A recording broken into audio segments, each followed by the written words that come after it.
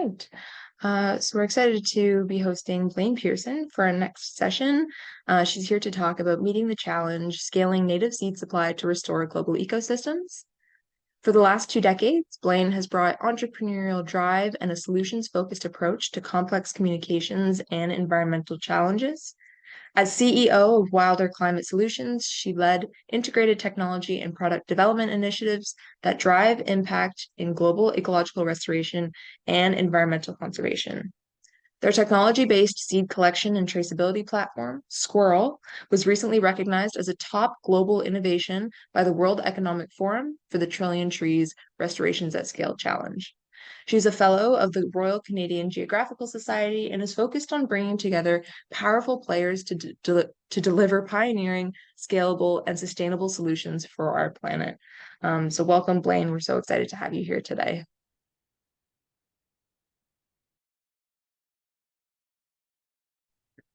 Excellent. Thank you so much. Thank you to the whole Reforest team for including me in today's session. It's been really interesting to listen in on everybody else's presentations. Just a check, you can see my screen, correct? I'm assuming nobody gives me a no. We're good. Okay, great. So I'm going to start the presentation today by sharing my screen, and then I'm going to try and move over to a mobile application to give you sort of a rundown of the tool that we've built to give you a bit of a firsthand sort of use case of what it looks like and how it might work for the projects that you are all engaged in. So you'll have to sort of stick with me with the technology. I was just getting sorted out here as we got started on making sure it's going to work. So without further ado, I think, I'm here today to talk about, the big challenge of scaling native seed supply to restore global ecosystems. And I think we've spoken today and had a lot of granularity and amazing detail about, some of the specifics of trees and how to plant them and about seed orchards and how they work. And I'm here to still talk about seeds, obviously something very small, but I'm going to ask us for, the next couple minutes to sort of lift our heads up and look at the bigger picture, because I really want to make sure that we're framing this in the context and seeing this as a part of a global challenge. So, zooming way out, I think some of the big context to lay in the groundwork of this conversation is that we know right now as a civilization and as a sort of global society, we've got two main goals. Number one is reaching net zero and keeping temperatures below 1.5 degrees, which we know we're already up against. And, as we've seen in the last number of months, we're kind of beyond that already. So we've got a lot of work to do and a lot of work to do really quickly on that front. And then the second goal we have, which isn't necessarily being spoken about as much or in conjunction with sort of the carbon conversation, is the concept of biodiversity preservation. But I think everybody who's attending today probably knows and accepts that these two factors are kind of one and the same and very closely linked. So we know we've got carbon credits that are a mechanism to push towards the planting of more forests and more ecosystem restoration. And we've also got a number of sort of international frameworks that are focusing on biodiversity. And those are starting to come online in a bigger way and are driving us to consider the more holistic aspects of land management and restoration ecology. And we know that this is a global challenge, right? We're operating here in Southern Ontario, but this is much bigger than sort of us here. It's national, it's international, and really it's a global challenge. So in the big picture, it's all about evolving our current way of thinking and trying to do things whether they're small or big, to meet our net zero targets, whether that's through carbon credits in the voluntary market or in a regulated market, but also through trying to address the biodiversity goals that have been set out in the coming Montreal Global Biodiversity Framework. So we know that seeds are the foundation, and we know that we've got to sort of start at the very beginning as we focus on these goals in order to make sure that we've got the resources that we need to meet the demand. So we can't plant more trees if we don't have seeds, and we can't ensure healthy, complete ecosystems if we don't have the seeds. So when we start looking at seeds as the foundation of this very large global challenge, we start to see that there are a lot of opportunities for us to get more organized and to do this job better. One of the statistics I read recently, and I can probably find where I got it, was that the global restoration and carbon markets combined today are are already valued at over $1 trillion. So when you think about sort of the scale of this challenge, this restoration and biodiversity challenge, it's a large one, and that's not even taking into account the value of nature, which obviously isn't being weighed into these into the sort of current markets. So there's a lot of really incredible things that I think are about to start happening for us as we collectively work towards, seeing nature as having value and being able to translate that into economic benefit for everyone. So we know that seeds and native plant communities are foundational to thriving ecosystems. They deliver goods and services that regulate the environment and support life. They provide food and shelter for animals, and they embody a wealth of genetic information with many beneficial applications. But they are the thing that we need in order to restore ecosystems.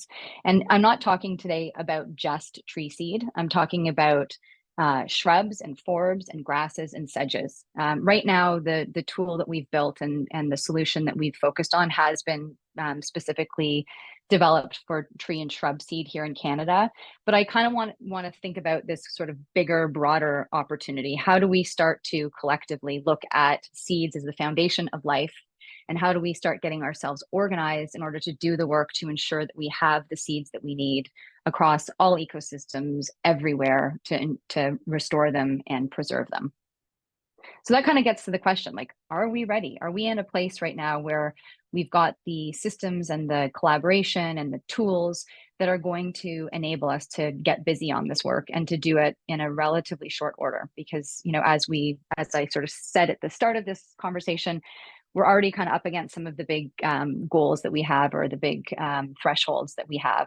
So we know we've got to get moving pretty quickly. We also know that large scale disturbances like wildfires and other stressors, disease and pests are threatening plant communities and are damaging ecosystems, and that the demand for native seed is continuing to outpace the supply. So how do we build more coordination and a framework for building an adequate supply of native seeds across all species? So the questions, for us to think about and maybe for you to keep in mind as we go through this presentation is, does our current system work well enough to ensure that we have the resources necessary to restore complete ecosystems? Maybe, maybe not. I think, when we heard from Kristen earlier, I think there's some pretty significant bottlenecks and challenges, and I'll get into a couple of those in a little bit more detail a bit later in the presentation. I think the other question is, are we set up to access the necessary information and the necessary resources to do this work? So I think, obviously, seeds are genetic material. They are adapted to the regions in which they grow. That means we have to have a hugely disseminated and globally and geographically specified network of information to do this work. What are the systems that we need to implement? How do we share this information? What are the new economies that need to be built? How do we engage people? We all know that part of this just transition is the requirement to ensure that we are making room at the table for everybody, all communities in the global society. So how do we make sure that we are finding ways to enable people to engage in this work and become a meaningful part of it and find agency in it? How do we affect policy? What are the policies that are needed in order to ensure that we've got the right amount of seed for these projects? And how are we engaging science? And how are we allowing science to lead in this conversation?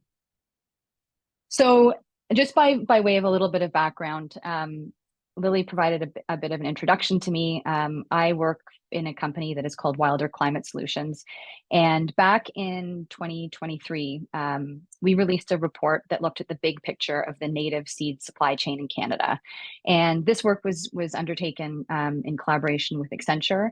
And it was based on a national survey of people from across the spectrum of the supply chain. So we spoke to, I think it was over 120 different people. There were a number of surveys that were undertaken, and it was pretty eye-opening. And I encourage everybody to take a look at the report if they're interested. I can put a link into the chat after I'm done speaking.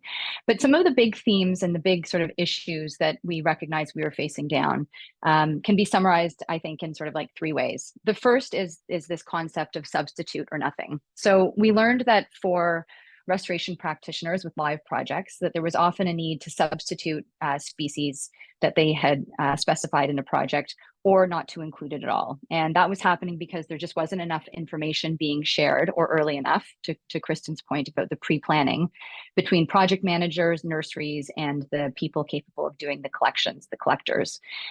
We just don't know what seeds are needed and at levels, and a lot of inventory decisions are being made without any clarity. So there's no visibility between the players, and it's leading to sort of poor decision making and lack of availability of the right species for the projects at the right time. So this obviously has big effects on our ability to efficiently restore biodiverse ecosystems. If we don't know what we need, how do we go about ensuring that we've got it? So that was sort of issue number one. The second big issue that really came into focus as we did this work was that it's not really an issue of seed supply, like not having enough functional, like practical seed. It was more that we don't have enough people capable of or coordinated enough to do the necessary work. One of the key stats that stood out for us was that 58% of seed collectors are 45 years or older. And qualitatively, in a couple of conversations that we had, people said things like, I've been doing this for much of my life and I have, great expertise, but I haven't been able to find somebody who's interested in taking on the work and kind of, apprenticing with me or learning from me. So there's sort of this risk right now of this whole generation of skill being sort of lost and not replaced in large enough quantities to respond to the current needs. So it just means that we're lacking a labor force that's capable of delivering this work in the future. And as we know, as everything is changing and demand is soaring, having more people capable of doing this work is going to be clutch. And then sort of the third and final sort of big aha, which is a huge capture of a number of different things, is that everything is changing. So we know that the climate is changing so significantly that we are being forced to account for things like massive temperature shifts, water shifts, and droughts. And this also, of course, takes into account the concept of assisted migration and how we are preparing ourselves for that. And we know that seeds are genetic material. So I've already mentioned that. And so where it comes from matters, and we need to take advantage of tools that enable us to have a better understanding of and a better verification of where seeds are coming from in order for us to understand where they can and should be planted. So there are a lot of tools out there. There are lots of technologies available that enable us to, use location-based information and to secure it and have it be validated and verified. We haven't necessarily put those pieces together yet. So I think this is part of the trick. It's like, as everything's changing, we have to sort of survey the landscape of what's available to us in terms of tools. And I'm not talking about just, the functional or physical tools, things like shovels and soils and amendments, but also the technical tools and the social tools that we're using to help solve some of these challenges. At the same time, we have to figure out ways to empower new communities of labor. So as I mentioned before, as everything is changing and as our world is evolving, we recognize that there is a distinct need and obligation to be inclusive in the way that we are developing solutions. So how are we finding pathways and opportunities for education and enablement for communities everywhere around the globe to participate in this work? So that's another sort of question that we're hoping to help answer. And then alongside, those changes, global governance is shifting. So there are new policies and frameworks coming out all the time. I think many people would lament the complexity of the policy frameworks that currently exist. I think there are a number that are overlapping, but I think that as we move further into the urgency of solving this challenge, we're going to see more targeted and more collected and clearer policies come into play, which I think is going to be really helpful because it's going to help all of us globally align and kind of get on the same path and start doing the work. So, the question is, when everything is changing, everything has to change. I think, we need to try to innovate. We need to try new things. We need to embrace new ideas and find new ways to solve for challenges. I've always been a big fan of, thinking outside the box and thinking creatively about challenges and problems, because there's always a way through. And I think, not to risk saying that technology is the panacea for all of our, global troubles, but I do think that looking to how we can leverage data and information, and certainly technology, to help us connect and convene information is probably going to be a part of this. I think we also need to embrace a culture of yes and, as opposed to no or. We've often in our sort of North American capitalist society, lived in this realm of competition, and I think we have to, from a mindset standpoint, start moving into one of collaboration. So, all of these things, as well as finding ways to empower people and get people turned on and excited and enamored with the nature that surrounds them and the nature that's like in their neighborhood, in their local areas, is all going to be part of this solution. So, after we went through the work of developing this report, we were invited by Accenture to put together a proposal for a global grant. And the proposal we put together actually won for Canada, and it allowed us access to some capital and some pro bono services within the Accenture and AWS teams. And that enabled us the possibility and the opportunity to start building out a tool that would help to start addressing some of these challenges. So it was a great collaboration, and it was a lot of fun. You can see here on this slide some of the faces of the people who were involved in sort of the earliest days of getting the work done. But the team ended up growing into probably around 40 people who were working across technology and across ecology and a whole bunch of back end cloud softwares that were offered to us by AWS to start addressing this and putting together a solution that we thought would work. The outcome and sort of where we are now is the development of a company that is called SeedArc. And inside of SeedArc, we have created a product that is called Squiirrel. And Squiirrel is the first product that we've created, and it's really meant to serve as an end-to-end integrated solution for traceable seed collection data, seed procurement, payment, workforce mobilization, and management. And I'm going to walk you through a little bit, or I hope I'm going to be able to figure it out, to walk you through a little bit of what the tool looks like so you can kind of see it for yourself. But I'll also put a link at the end of the presentation to where you can download Squiirrel from, so you can give it a try on your own. But just to kind of give you some broad strokes, and again, I've spoken a little bit about some of those broad overarching challenges. A little bit more specifically, as we got into the nitty-gritty of building out this tool, we really saw the two sides of the market emerging, right? There were the seed users, so people like you who have got projects, whether you're working inside of a municipality, you've got a conservation project, you are in forestry, or you're a native nursery or another nursery. So people who need seeds, and then the people who can supply the seeds. So the people who have got the skills to identify species, to forecast, and to do those collections and successfully get high quality, ethically and responsibly collected seeds into the hands of the users. So the seed users, yeah, they're not able to keep up with demand. They don't have really an open market or a place to source the seed. Oops, I'm not sure if I just bumped forward there, sorry. Limited access to data to drive their decision making, and no demand signals results in reduced access to appropriate materials. So we really wanted to change that. We wanted to move the demand signals up earlier in the process.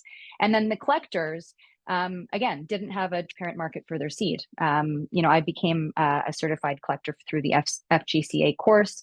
And at the end, after doing a couple of collections and having some seed on hand, it became a question of, okay, well, now that I've collected some of the seed, like, how am I going to meaningfully find a valuable place in which to place the seed? I've since learned that you really want to have the collections driven by demand, so that you're not over collecting or collecting in a irresponsible fashion. But that's a question. They don't have access to find the contracts that are available to them. They also don't really have a way to forecast the demand, so they can't sort of see a little bit into the future of who's looking for what, unless they've got a one-to-one relationship. And there's no standardized collection data. Ontario has one set. the Bureau of Land Management in the US has got another set of standards. BC has got its own set of standards. There's sort of this landscape of a lot of different standards. So how do we give people more meaningful, better detail so that they can more effectively and consistently deliver high quality information along with their seed collections? So really, it just becomes a question of exchanging data and making visible to each side. And one of the sort of anecdotes from the research that we did was that a number of times as we were interviewing people, they would say, geez, like, I just wish there was a Kijiji for seed. Or I wish there was a Facebook marketplace for seed. And I think, to some degree, we're building that. I think there's a lot of, responsibilities and constraints on creating like a completely open market for seed, because we've got to, do it in a way that is responsible to the environment and to the sort of geographical specificity. But we're working through the technology to ensure that is all part and parcel of the solution. So just a quick overview of some of the functionality before I dive in to show you the tool itself. So there are sort of two sides to the tool. Currently, there is a version that lives on the phone. So it's been developed for both iPhones as well as Android phones. So you can download wherever you get your apps. It's only available currently within Canada, and it only includes native tree and shrub species.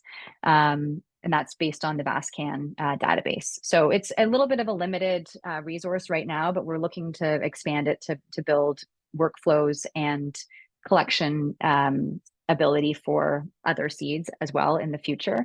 But the real purpose of the in-field seed collection app is to enable people to successfully collect high quality seed and to collect a really strong amount of data along with that seed. And most importantly, the source identity from a geographical standpoint. So that's something that within the app we verify.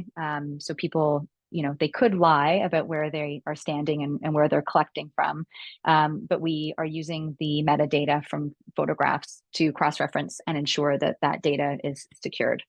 So that's sort of the first piece, is the geographical location. But we're also encouraging people to gather, more information like photographs and things like cut tests, so that there's a bit more visibility between players of the quality of the seed in advance of it arriving in the end user's hand. The other thing that is built into this app, which we think is really cool, and I hope you think is cool too, is that for every collection that gets logged, a QR code gets generated. And that QR code then becomes sort of like the single source of truth for that collection as it moves through the supply chain. So if you wanted to, as you were growing those seeds out in the nursery, you could use that QR code and you could start adding information to the database alongside that set of that existing set of data about the collection. So that's kind of a cool piece, because it allows us to maintain that connection with the original data of where that seed came from and who collected it, and that traceability functionality that currently doesn't really exist inside of the industry writ large. So that's the seed collector app. One of the things that we've been really busy on in the background is building out the other side of that, which is the desktop. And we've had one season of collections so far, which I will share with you some statistics from in a moment. One of the big things that came out of that was that we recognize that users, so people who need seed, are oftentimes dealing with, larger numbers of species that they're speccing and that they're trying to source. So having a desktop version available so that you can log in at your desk and you can easily put the demand signals for the seeds and the species that you need onto the tool in order to enable your sourcing and your connections with collectors, and also to start to manage those relationships from a contractual and a financial standpoint. That's sort of the next phase of what we're trying to build out right now, is a desktop version to kind of make your lives easier. So you won't see that. I won't be able to share that with you today, and you won't see that online yet, but that is sort of the next wave of what we are building in order to have there be like really solid utility for people who are keen to understand and trace where their seed is coming from. So just a brief review of our first season. So as I mentioned, we launched in the fall of 2023, so beginning of September. It was only a launch here in Canada. It was relatively organic, sort of word of mouth spread. I think we had about 5 provinces represented.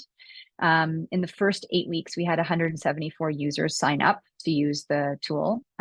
We had 84 kilograms of seed collected and shared, and over 1,655 kilograms requested.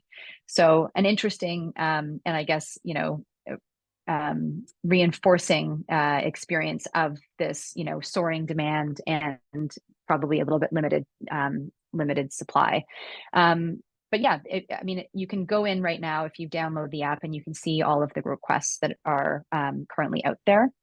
But just sort of an interesting set of data that we've started to collect and to build upon, and certainly, listen to our community in terms of improving the product and the way that it works.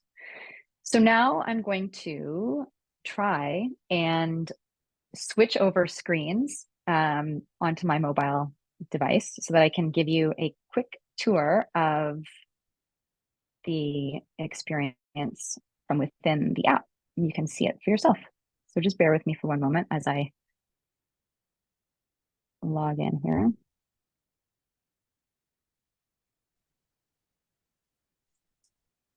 Okay, so are you able to see, if somebody can just let me, are you able to see Squiirrel right now on my screen?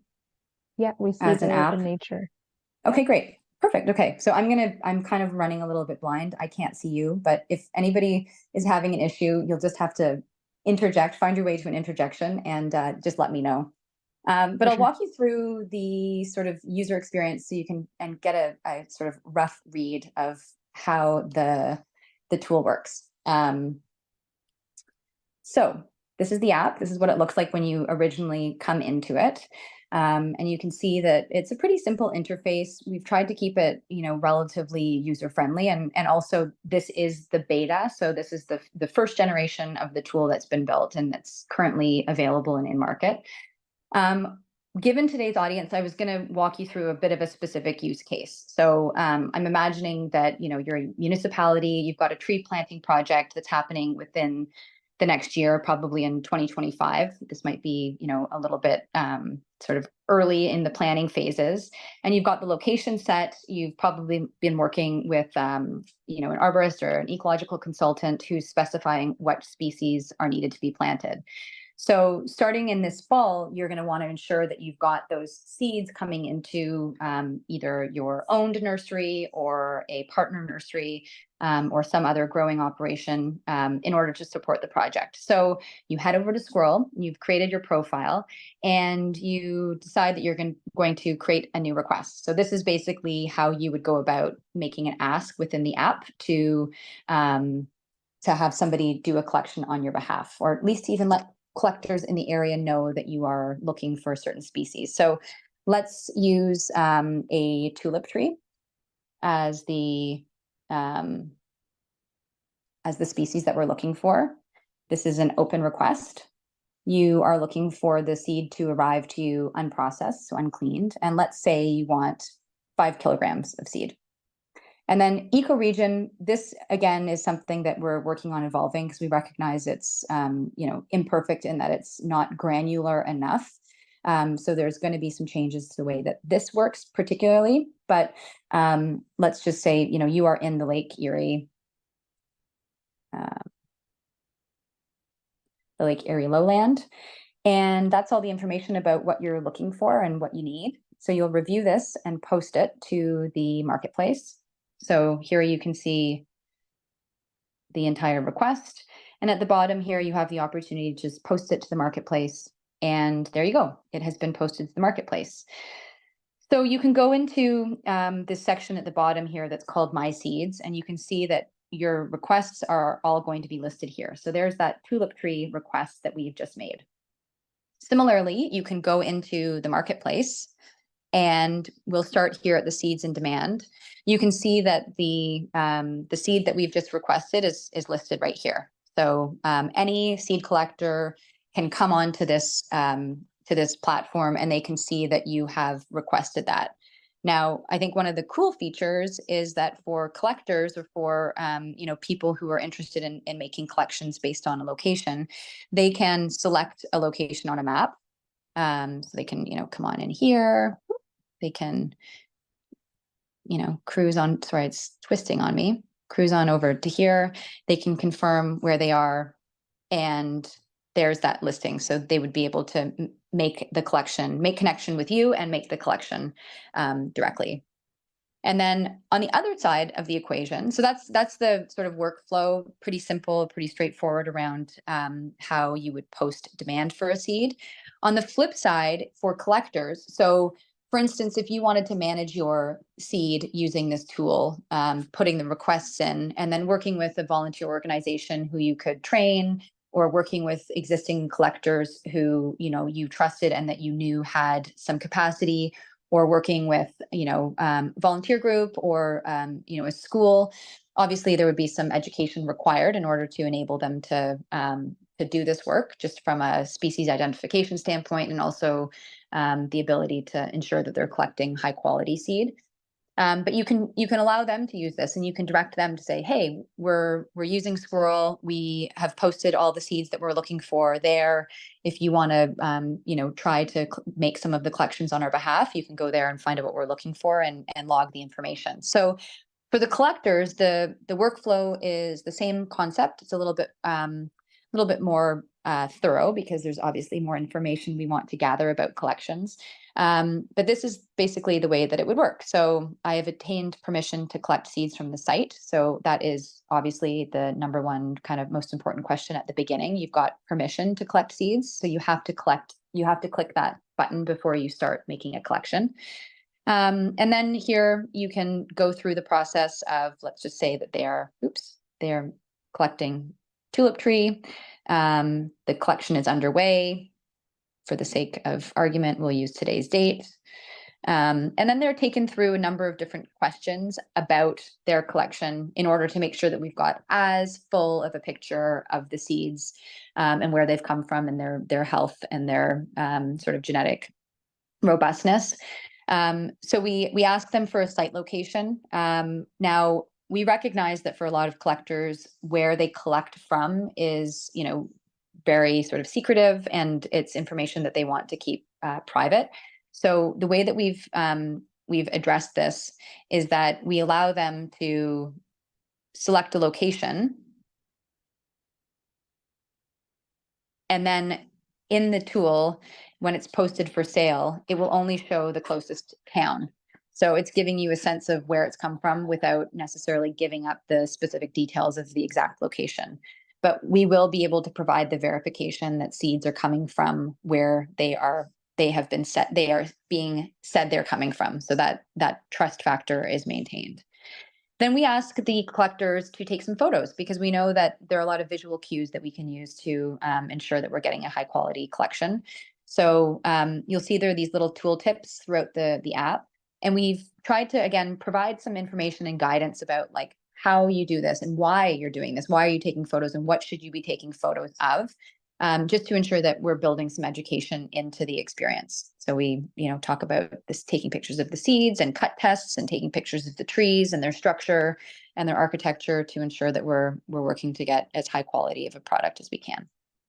So I won't add pictures right now. And then there is some additional information about the tree stand details. So again, these aren't all necessary at this point, and we're making some tweaks to this workflow and the data that's getting collected. But again, these questions are intended to help provide additional information and view to how the trees are, and what kind of seeds we're going to be getting out of the experience. So the amount, the weight, or the amount of seed, the collection method, the number of trees, and whether or not it's been cleaned. And once they're done, they can save that private collection, and you can see that collection that we've just made, that has very limited information, is being stowed under my seeds, under my collections.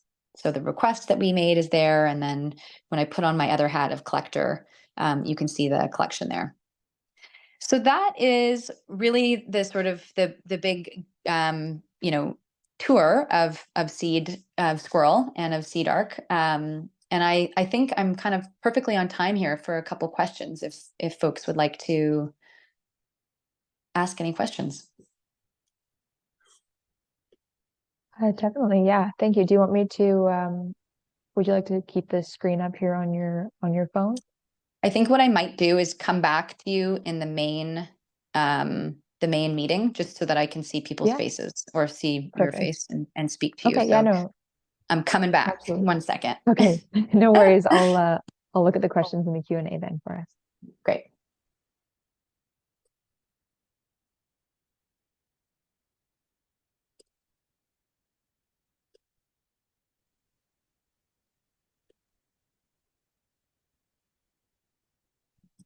I'm back. Amazing. Welcome back. I'm so glad that worked. I've never I didn't know that screen sharing from your phone was even possible. I generally don't have Zoom on that through my phone. So I'm really glad that you were able to show us and give us that really like hands-on experience of what Squiirrel is like. I have the app downloaded on my phone, and it's been really exciting to look through some of the seeds that are available in my area, and especially what you know, what's in demand. I have a question here from Kristen. How does the app integrate or work in areas that already have strict protocol for seed collections, traceability requirements, and registration, like BC? Or is this app mostly working outside of the forest industry, considering they generally have their own standards by jurisdiction they're required to report on? And then there's a following question, but I'll let you touch on that first. Yeah, so I think, you know, this is meant to be a solution. It's a tool, and it is a solution that has been created to empower people. But I think obviously when there are policies or procedures that are mandated by governments, they have to be followed, and the people who are in those regions are going to be responsible and required to adherence. So we can't solve all the problems, and I think, you know, this is step one, but certainly looking to try and foster those connections and do so in a responsible way. Amazing. Yeah, the follow-up question of that was about weight. So the kilograms of raw cones or seed was mostly what was requested from clean or processed seed. Do you have a percentage of requests made in each category? So I'm assuming that's okay, so separate questions regarding the kilogram stats. Is that primarily kilograms of raw cones or seed, or was that mostly Oh, I see. clean Okay. that was requested? It was mostly raw, and I could provide some of the backup. I think, you know, again, learnings from the first season. You know, we are moving the question about processed versus unprocessed up to the front, and that's going to trigger changes to the workflow for the collector in terms of questions around quantities, yeah, and weights. Amazing, yeah. And then the third follow-up question from that was on one of your slides, you had reference to the OECD. Are you planning to make the app fit into the OECD data requirement? I think we're looking to ensure that the data is fair and certainly is responsible to, you know, as wide of standards as is possible. There are different standards in different jurisdictions all around the world. So yeah, there's no sort of clear final answer at this point. Mm-hmm. Yeah, right now, today. Fair enough. Thanks. I realize we're at the time. Do you have time for a couple more questions? Yeah, of course. Yeah. Okay, great. Who is the Squiirrel app intended for? Is it specifically for professional seed collectors and commercial growers, or is there screening criteria for users? Yeah, so that's a great question, because, you know, I think that there is this in the absence of sort of like a standard or a standard training program or certification program. The way that the industry has operated and the way the work has operated thus far has really been dependent on the development of trust. So right now, one of the additional things that we're working on building in is some sort of a validation or exchange between the users of the seed and the collectors of seed that provides that, I guess, sort of like social currency of whether or not that person has, it's like a star rating kind of a system.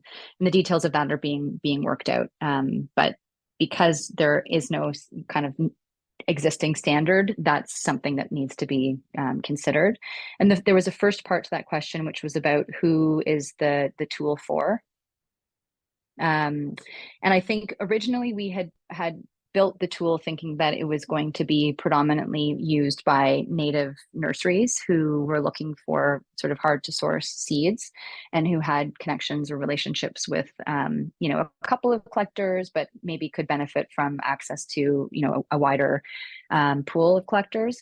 And I think what we realized in our first season is that there were a lot of demand signals coming from people outside of the nursery space. A lot of ecological restoration projects were using it because they had the visibility far enough in advance to their needs.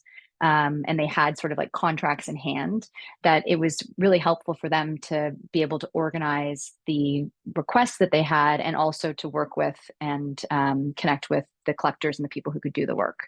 So we saw a lot of restoration ecologists working in the app, as well as the controversial drone seeding space, because they're using a lot of seed and they have demand for a lot of seed. And again, they've got contracts in specific places and need to find the seed to service them. Yeah, no, definitely. Thank you for that answer. There's a question here about Squiirrel. Are you using Squiirrel to buy seed for Wilder's own nursery? Are there still High Park seedlings for sale? No and no. An easy answer. Yeah. Okay, Yeah. thanks. From Kat, are Seed Arc and the Squiirrel app anticipated to fill the void left by closure of the Ontario tree seed plant? Does the app use the same seed source, data, guidelines, etc., as the MNRF did or does? And is someone overseeing the province-wide exchange and movement of seed? So not created to fill the void left by the closure of the Ontario tree seed plant, but certainly I think filling a gap. And sorry, I lost the question. If you don't mind, can you put it back? Because there was two parts to it. Oh, yeah, absolutely. Sorry. It's okay. Yeah. It's helpful to. Let me see if I can bring it back. Are Seed Arc and the Squiirrel app anticipated to fill the void? Does the app use the same seed source, data, and guidelines as the MNRF did or does? And is someone overseeing the province-wide exchange of seed movement? So we are not using the exact MNRF standards and guidance. It's more of a hybrid of several protocols in order to ensure as much information is being gathered and captured as possible. So it is not based on that standard because we're not envisioning this to be solely used in Ontario. And then the oversight, there was a question about the oversight, and I'm missing it but it was about the oversight. And we are not working with anybody within the Ontario government specifically on this, but would very much welcome, like if there are folks who are interested in collaborating, would very much welcome the opportunity to collaborate with people who are interested in solving this problem and building on what we've built on. Like, we recognize this is not the end of the road. There's still a lot of work to be done. But I think the point for us has been that, there is a use case, there is a positive exchange happening, and it's just a matter of trying to responsibly steward the technology and the solution towards the best use. Amazing. Yeah, thank you. I think we'll leave it there. There's still some questions that have popped up, but again, we have I can type an answer to those people. Yeah. Okay. Amazing. Okay. Well, thank you so much for your time and for showcasing I think this really exciting step forward in our seed movement and our ability to make that network possible. So we appreciate you being here today. Thank you so much for having me. It was a pleasure. Thanks so much.